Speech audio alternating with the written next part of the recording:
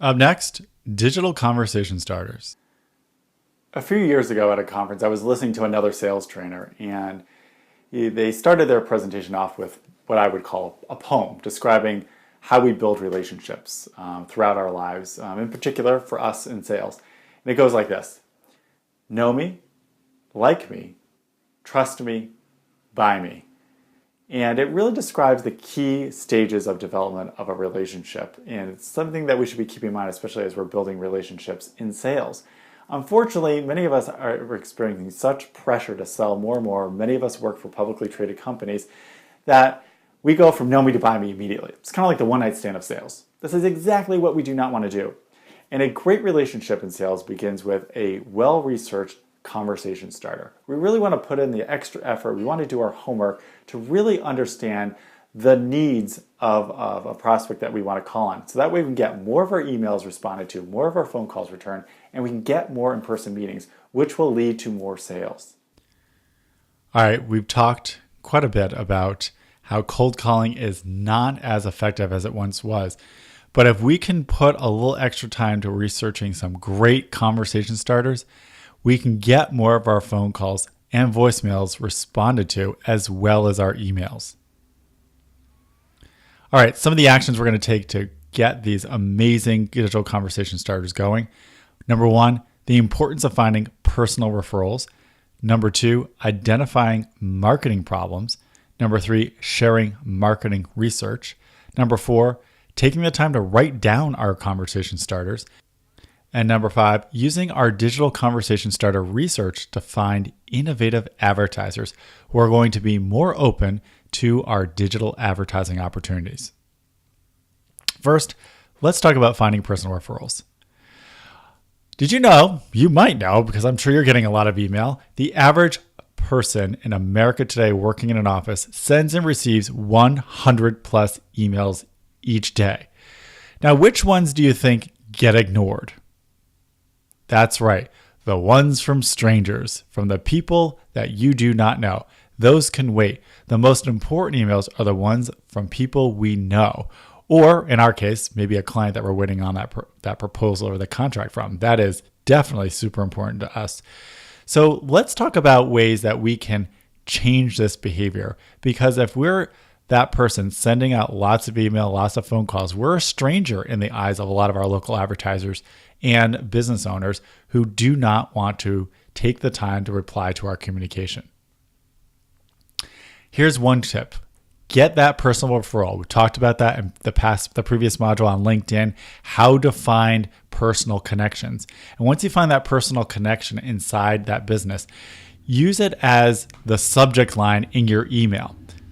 Referred by so-and-so. As you can see, I did a search of my email, and this is something that I use quite a bit because it turns my email that I'm a stranger, but it instantly personalizes it because that person that I'm sending to can recognize the person that they know in the subject line, and they know that they've been referred by them.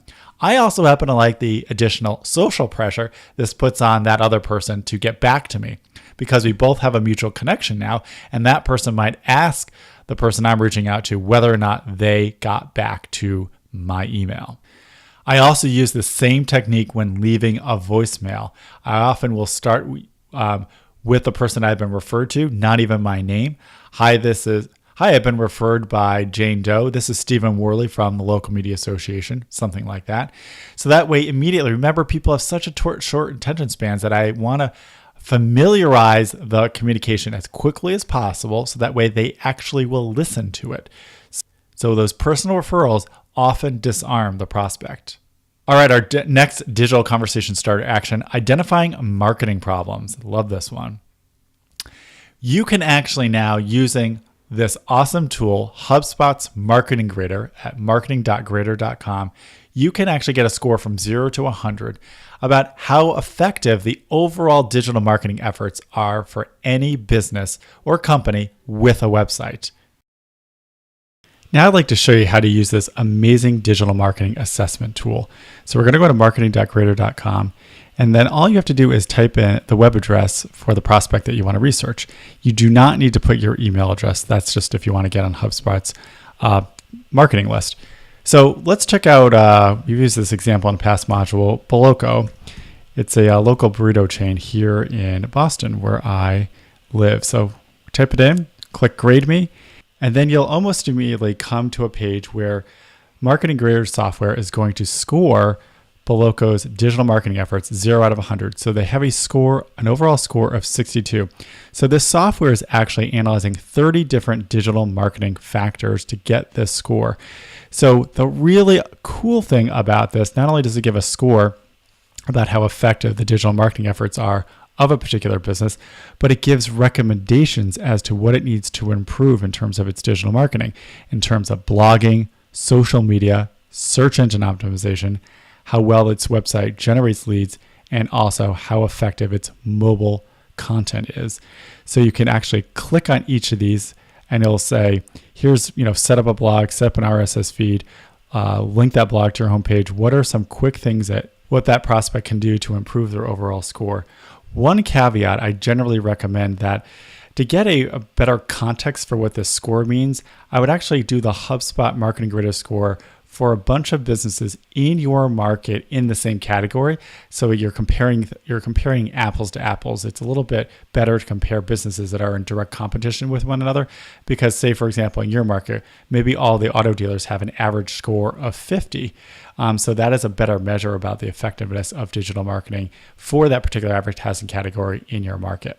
You can also share with them how their score stacks up against their direct competitors as a way to incentivize them to improve their digital marketing and advertising. You can also get a score out of 0 out of 100 using Moz Local. You can go to moz.com/local, and they will give a score for any business about how effective their online business directory ranking is across the web. Because remember, many small businesses out there still don't even have a website, so their only online presence is their directory business listings on Google, Yahoo, Yelp, etc., all these major business directory listings. So many times if you look up a business and it's the wrong email address or the wrong phone number, are you going to put much effort into finding the right contact information, or are you just going to move on to one of their competitors? You bet you're just going to move on to one of their competitors. So this is a marketing problem that needs to be solved and is a great digital conversation starter to let people know how their score stacks up against their competitors. We have to remind our prospects their online business directory listing is one of the first ways local businesses are found online. When somebody gets a personal referral or hears their advertisement in traditional media, the next thing a lot of people are going to do, they're going to want to reach out and try to contact that local business. And just to show you how Moz Local works, we're going to use an example here. Leo's Country Cafe in Lawton, Oklahoma. They have a really good score. We just have to submit the name of their business and their zip code, and we can get a score for their direct listing. This is something that we can do. It's not just limited to the business. So they have an 84 score of 84, and there's different things that they can do to further improve their score, which Moz also provides. If you scroll down a little bit more, they can actually show which listings are incomplete, where they need to add more information. So like everything on the web, the more complete your business directory listing profile is across these major directory listing portals, the more likely you can get engaged or be found more easily by potential customers. So we also want to let our local businesses and advertisers know about that. And very easily, Moz offers the link to each one of these directories so that local business can then go and update their information more completely. At the very least, especially for those businesses that don't have a website, I do recommend setting up a Google My Business account so that way they can get a Google listing that will look great across multiple platforms. So that way they're also going to be found much more easily in Google searches and on mobile and at the end of the day, most people are going to turn to Google to do a search. So you might as well get these local business owners to set up their Google My Business account, and it's free. And here's an example of Leo Country Cafe in Lawton, Oklahoma, what their Google listing will look like when it comes up in a search. It has all the basic information that most consumers are looking for, how to contact them, what's their address, even some review information. But now let's take a look at another business, Lotus Boutique in Sarasota, Florida. So with the Lotus Boutique, you can see they have a lot of the same basic information as Leo's Country Cafe, but they've gone one step further. They're taking more advantage of the tools that Google is providing them by adding photos. You can even have photos of your inventory so the consumers can actually see what it is you're selling to entice them more. They actually have photos you can see inside their store. So the more content you have, the more likely you can engage a potential consumer to convince them why they should do business with you. As I'm sure you know, there are so many local businesses and advertisers that still have no website and a very little web presence. And we have to remind them that even if they're depending on word of mouth and referrals, or they're buying traditional advertising, that when consumers hear something on the radio or see it on television, read it in a newspaper, or get a verbal referral, the next action most of them take, they go to the web for more information. They're going to do a Google search. So there has to be some sort of very basic web presence. And at the very least, we want to get them to do that Google listing because it almost functions like a website, and it's going to look great on a tablet, on a smartphone, on a desktop. It's going to have all the basic information. So we just really need to hammer that at that point home when we're talking to our clients that they can do all the marketing that they want, but they have to have some sort of basic web presence because, like it or not, people are going to turn to the web to look for more information about their business.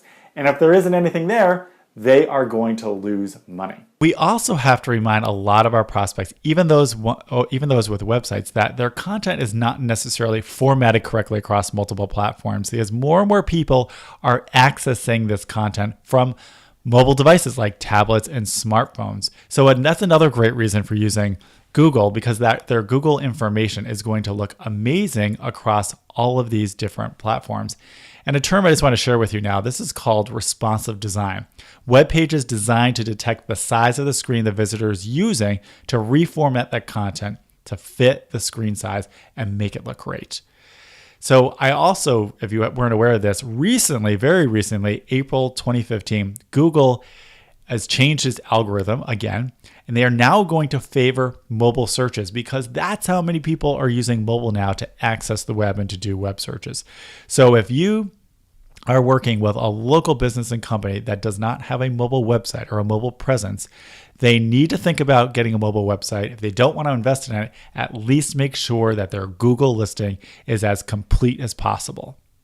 And according to research from ComScore, 60% of online traffic is now generated by mobile devices. And that was from last year in 2014. So we know that's only increasing. All right, now let's talk about using marketing research to start some great conversations with potential prospects. So all this amazing marketing research on advertising ideas that you constantly collect, do you ever just share it with your clients, your prospects maybe? Most of the local media reps that I work with do not. And I really want to encourage you to do for 3 reasons. Number 1, most of the communication that we have with our prospects and clients involves us constantly asking for something. So why don't we change that? Why don't we give them something? You have to give to receive. It also gives us an excuse to reach out to them without having to ask them for something. Number 2, it shows that we're looking out for them. We're not just asking them for money all the time or a meeting, but we're just showing that we're putting our marketing consultant hat on and we're showing that we're looking out for them. Hey, I saw this article, I thought of you based on our conversation 2 weeks ago.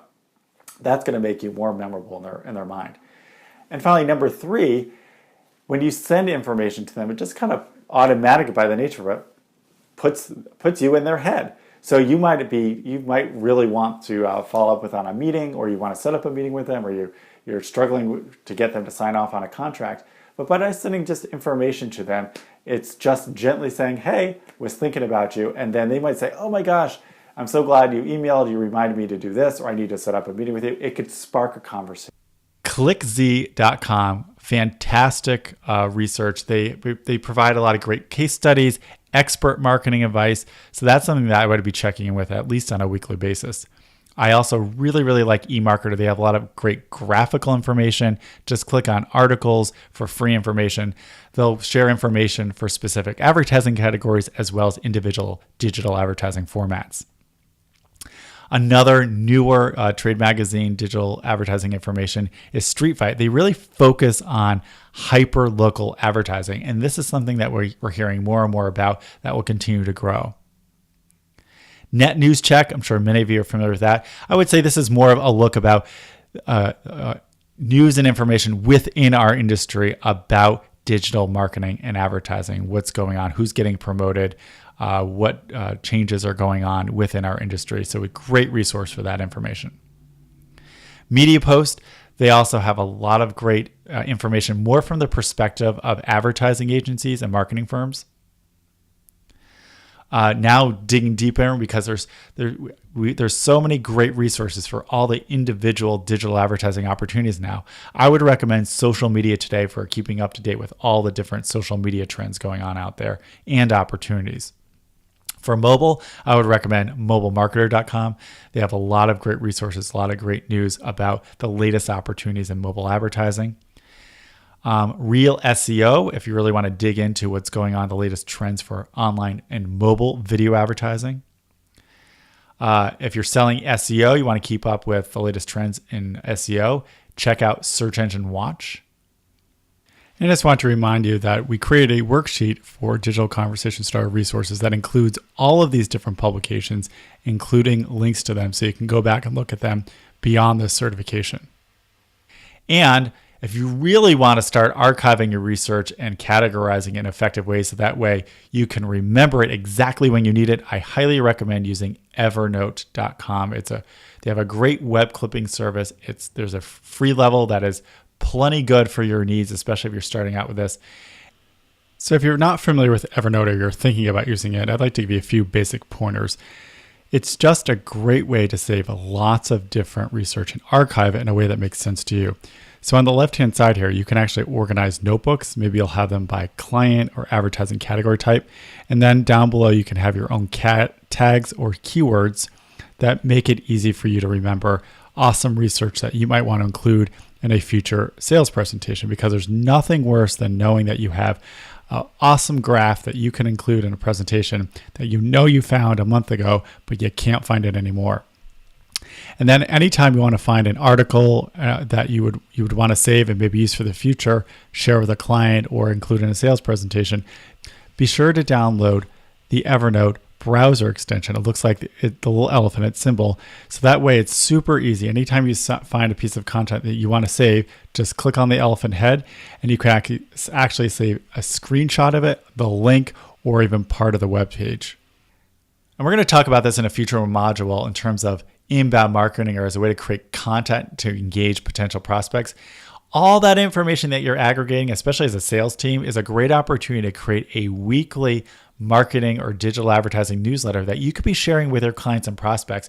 I highly recommend creating a weekly newsletter. Just aggregate a bunch of links that you found so you can share that with your existing clients and potential prospects. This can turn into a great lead generation machine for you.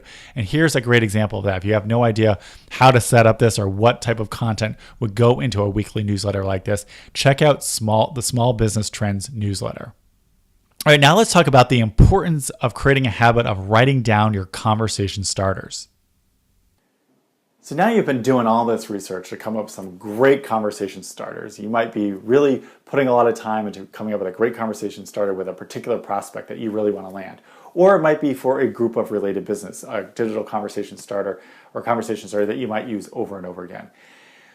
After you've done that, I really want to encourage you to take the time to write down some of these conversation starters, because they might be a little different. If you're going to use one for a voicemail or networking in person or something on social media like Twitter, Facebook, or an email, they all might be a little bit different based on the nuances of those different media and mediums, platforms that would have you. So write down a few different variations, say them out loud. You might even ask some of your colleagues, run them by them, see what they think. Just to get to the process, so that way you're really confident about them. So that way that authenticity, that confidence really comes through when you use these conversation starters. All right, let's now talk about some of the key ingredients to a great digital conversation starter. Number one, as we've been discussing, do your best to try to find a personal referral. Personal connection is going to go a long way to accelerating that sales process and building trust much more quickly. Number two, identify and solve a marketing problem. Give you a lot of great ideas on how you can do that using HubSpot or Moz Local. Number two, don't tease them. Seriously, offer them a solution. Just give it to them so that way they will be much more inclined to want to respond to your message or give up their email address. So really just solve their problem right off the bat. As we've been discussing, write it down. Take the time to experiment with a few different variations so that way you can become more confident as you deliver that conversation starter, and that it's really smart and appropriate and targeted. So that way you can use, this is your shot to really increase your probability for getting that first in-person meeting and converting on a sale. And you might even want to test it on social media first, maybe on LinkedIn, Twitter, or Facebook, just to see how it is received, see what that response is. And the ones that are more effective are the ones that you might be wanting to use in person at networking events, for voicemails, phone calls, email. And finally, I would love to show you now how to use all this awesome digital conversation starter research to find innovative advertisers. This is a spreadsheet that I have developed to find the most innovative advertisers in a particular niche. And it's really tied into using all this great information that we've just captured. So on the left-hand side, say we're just going to target a specific niche. And a great business niche to me never has more than 5 to 30 leads. And especially if you're in a huge market, you might even have more leads than that. But you really want to break it up in smaller and smaller niches. So the example we're using here is for auto dealers in the Albany, New York market. So on the left-hand side is the name of the businesses. Then I also want to capture their zip code, and then I want to get their website address because we need that information to use HubSpot and for Moz Local. And then once we enter that information, you enter their web address, we get that score from HubSpot. So we want to put it into the spreadsheet. We do the same thing for Moz Local, get their score, put it into the spreadsheet. And then the great thing you can do is then you can then sort this spreadsheet to see in this business niche, who had the best marketing grader score and who had the worst. So the ones toward the top are going to that have a better marketing grader score are probably doing more and have a strategy around digital marketing. They might even have somebody in charge of it. That's why they have such a great score. Now, one thing I've noticed sometimes that Moz score doesn't always correlate with the marketing grader score. So that's why I like to use both. And then off onto the right, if you have the extra time, you might also want to see how big their social media following is and whether or not that they have a Google Places listing. So this is just kind of a snapshot to see what is the quality of these different businesses in terms of their digital marketing efforts. Really, at least the very core one you should be doing is that HubSpot marketing grader. So that way, towards the top of this business niche, the ones that have a higher score, these might be the businesses that might be much more receptive to some more of your advanced or complicated digital advertising packages, opportunities. They might be ready for that stuff. Now, I didn't show you, but toward the bottom list and in every single niche, there's a bunch of businesses that don't have a website at all, or their score is under 10. So they have very little web presence. So you actually have to talk to that group of businesses in a very different way. I'm not saying that you should ignore them, but you're going to talk to them in a very different way compared to those innovative advertisers. So this is just a very quick, easy snapshot using a spreadsheet of how you can find the most innovative digital marketing advertisers in any business niche in your market. All right, let's do a quick recap of digital conversation starters, key takeaways and actions. Number 1, find a personal referral. You'll have a much higher probability of getting a in-person meeting with a prospect through a mutual connection than on your own. Identify key digital marketing problems. There is no shortage of them, and every local advertiser and business needs our help. Number 3, share marketing research. Show our clients and prospects we care. 4, take the time to write down your conversation starters so that way you can boost your confidence and really make a great first impression. And as we were just discussing, use all of your research to identify the innovative advertisers in your market. All right, up next, let's talk about focusing your leads.